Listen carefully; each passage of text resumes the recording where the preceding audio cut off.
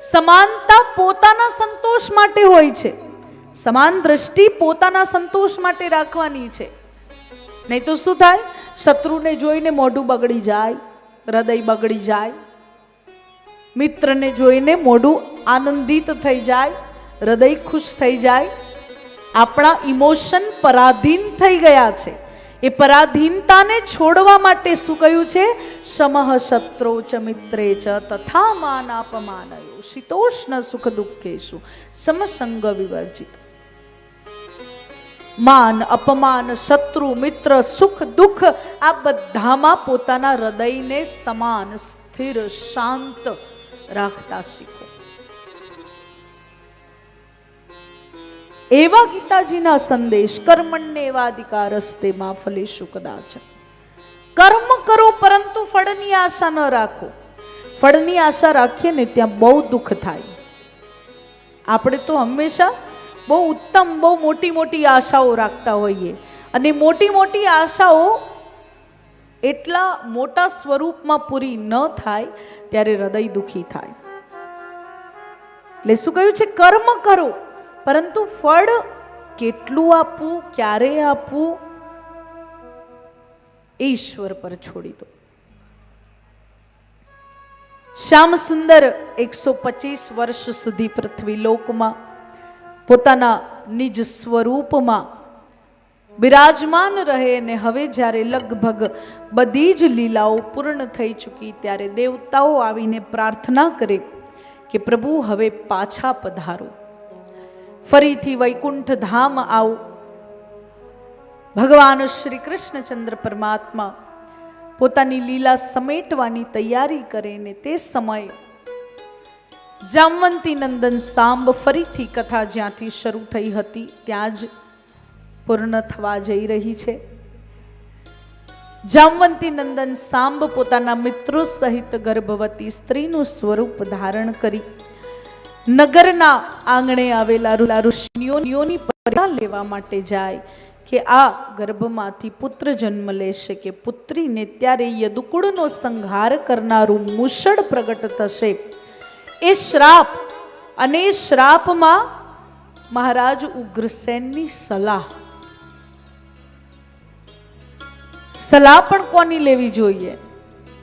મહારાજ ઉગ્રસેનની સલાહ લે. અને એ સમયે મહારાજ ઉગ્રસેન એ મૂષળનો ચૂરો કરાવીને એક ટુકડો જે બચે એને આખો સમુદ્રમાં ફેંકાવી દે. પ્રભુ પોતાની લીલા સમેટવાની તૈયારીમાં છે. બ્રજ સંદેશ મોકલે અને બધા બ્રજવાસીઓ, યશોદા મૈયા, નંદ બાબા બધા શ્યામ સુંદરના દર્શન કરવા, શ્યામ સુંદરના સંદેશને સાંભળીને બ્રજથી પધાર્યા છે. તે સમયે ચશ્મા નહોતા. યશોદા મૈયા, નંદ બાબાની ઉંમર થઈ ગઈ છે 100 વર્ષનું અંતર. 100 વર્ષ બાદ ગોપીઓ, શ્રી રાધિકાજી આ બધા શ્યામ સુંદરના દર્શન કરી શક્યા છે. અને તે સમયે નંદ બાબા અને યશોદા મૈયા લાકડીના સહારે દ્વારિકામાં પ્રવેશ કરે, એકબીજાનો હાથ પકડેલો છે, પૂછતા પૂછતા. અને એમને તો થોડી ખબર છે કે દ્વારિકાધીશ કહેવા, શ્રી કૃષ્ણ કહેવા. એ તો શું કહે છે? લાલો ક્યાં છે મારો? કનૈયો, મારો કાનો. અને બધા એમ કહે કે મારો કાનો, મારો કનૈયો, મારો લાલો કહેનારા બંને છે કોણ? પ્રશ્ન કરે કે આપ કોણ? એટલે કહે કે હું યશોદા. નંદ બાબા કહે હું નંદ. મારા ઘરે શ્યામ નાના હતા, મારા ઘરે મોટા થયા છે, મારા પુત્ર છે. અને સમગ્ર દ્વારિકાવાસીઓ નંદ બાબા અને યશોદા મૈયાનો પરિચય થાય ને એટલે આમ ચરણોમાં પડી જાય. સાંભળ્યું છે નંદ બાબાએ કેવો પ્રેમ કર્યો, યશોદા મૈયાએ કેવો પ્રેમ કર્યો, ગોપીઓએ કેવો પ્રેમ કર્યો. કારણ કે એ શ્રી કૃષ્ણ, બ્રજના શ્રી કૃષ્ણ એ દ્વારિકાવાસીઓને પ્રાપ્ત નથી થયા.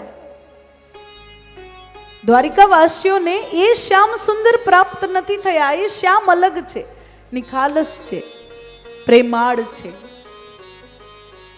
સહજ છે. આ એ શ્યામ સહજ છે, પણ આ શ્યામમાં થોડી ધીરજ, થોડી ગંભીરતા, ચંચળતાના સાથે સાથે. જ્યારે બ્રજના શ્યામ કેવા છે? ચંચળ છે, રાસલીલા કરે, ગાયો ચરાવવા જાય, એ યશોદા મૈયા સામે જીદ કરે, એ માને લાડ કરે, એ ગોપીઓની વાત માને, જે નૃત્ય કરે, જે તમારા હૃદયને મોહી લે, જે તમારા હૃદયને હરી લે, એ શ્યામ દ્વારિકાવાસીઓને પ્રાપ્ત નથી થયા. દ્વારિકાવાસીઓ એ શ્યામને ક્યારેય મળ્યા નથી. યશોદા મૈયા અને નંદ બાબા દ્વારિકાના મહેલમાં પ્રવેશ કરે અને દૂરથી આવતા મૈયા અને બાબાને જોઈને કન્હૈયા રાજ સિંહાસન પરથી ઉતરીને દોડીને યશોદા મૈયા અને નંદ બાબાને હૃદયથી લગાડી લે. નેત્રમાં અશ્રુ મૈયાને, નંદ બાબાને, શ્યામ સુંદરને, અને શ્યામ સુંદરનો સ્પર્શ યશોદા મૈયા સ્પર્શ કરે અને કહે, અરે લાલા, તું તો એવો ને એવો છે. કૃષ્ણ એવા ને એવા છે. કનૈયા દેહથી મોટા નથી થયા. દેહથી તો કૃષ્ણ 16 વર્ષના જ છે, એટલા જ કોમળ છે. કનૈયાને જોઈને કહે, અરે કનૈયા, તું તો એવો ને એવો કોમળ છે, એવો ને એવો નાનકડો નાજુક છે, તું તો મોટો જ નથી થયો. રૂકમણીજી આવે, પ્રભુ રૂકમણીજીને પ્રણામ કરાવે. કોણ છે એટલે પરિચય આપે કે મારી પત્ની તમારી વહુ છે. અને યશોદા મૈયા ખૂબ આશીર્વાદ આપે અને હાથમાં પહેરેલા કંકણો ઉતારીને રૂકમણીજીને આપે કે શ્યામના લગ્નમાં તો અમે ન આવી શક્યા, પણ અત્યારે આપીએ છીએ. બ્રજવાસીઓ વર્ષો બાદ જ્યારે શ્યામ સુંદરના દર્શન કરી રહ્યા છે, શ્રી કૃષ્ણનો વૈભવ અને કે ગામડાના ગાયો ચરાવતા એ ગોવાળો, એ ગોપીઓ સાદા વસ્ત્રમાં, સાદા શ્રૃંગારમાં દ્વારિકા આવ્યા ને દ્વારિકાની ગલીઓમાંથી નીકળે ત્યારે આસપાસ મહેલના, આસપાસના લોકોના, અને પછી અંતે જ્યારે શ્યામ સુંદરના દર્શન કરે, થોડો સંકોચ થાય, પરંતુ કૃષ્ણ દરેક પ્રકારના સંકોચને દૂર કરનારા શ્યામ છે. જઈને ગોપીઓને, ગોપોને, બધાને એટલા પ્રેમથી કૃષ્ણ મળી રહ્યા છે. એ બધાને લઈને પ્રભુ પ્રભાસ ક્ષેત્ર તરફ પ્રસ્થાન કરે અને ત્યાં ઉદ્ધવજી મહારાજ શ્યામ સુંદરના દર્શન કરવા માટે આવે.